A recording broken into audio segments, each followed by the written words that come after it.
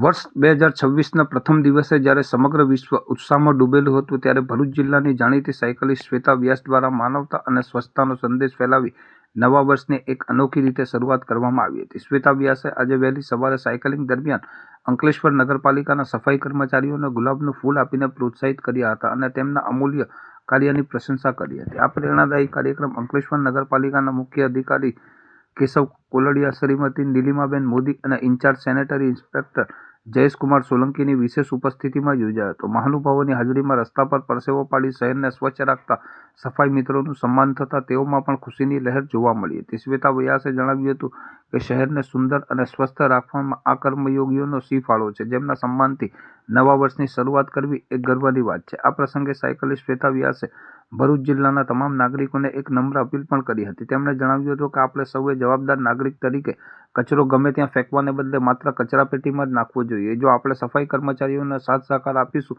અને કચરાનો યોગ્ય નિકાલ કરીશું તો જ આપણે આપણા ભરૂચને ખરા અર્થમાં સુંદર અને સ્વચ્છ બનાવી રાખી શકીશું. નગરપાલિકાના અધિકારીઓએ પણ શ્વેતા વ્યાસની આ પહેલને બિરદાવી હતી અને નાગરિકોમાં સ્વચ્છતા અભિયાનમાં જોડાવા આહવાન કર્યું હતું. નમસ્તે, મારું નામ શ્વેતા વ્યાસ છે. સૌથી પ્રથમ તો ભરૂચ જિલ્લાના બધા ભરૂચવાસીઓને મારા તરફથી નવા વર્ષની ખૂબ ખૂબ શુભકામનાઓ.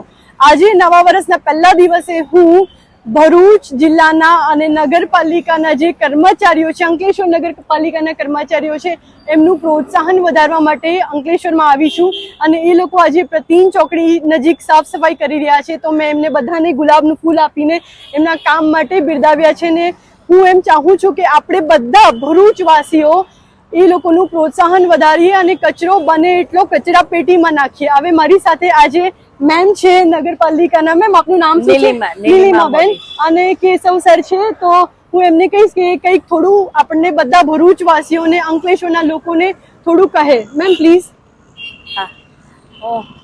ભરૂચ જિલ્લાના અંકલેશ્વર નગરપાલિકાના અમે સફાઈ કર્મચારીઓ છે. આજે 2026 1 જાન્યુઆરી નવું વર્ષ છે.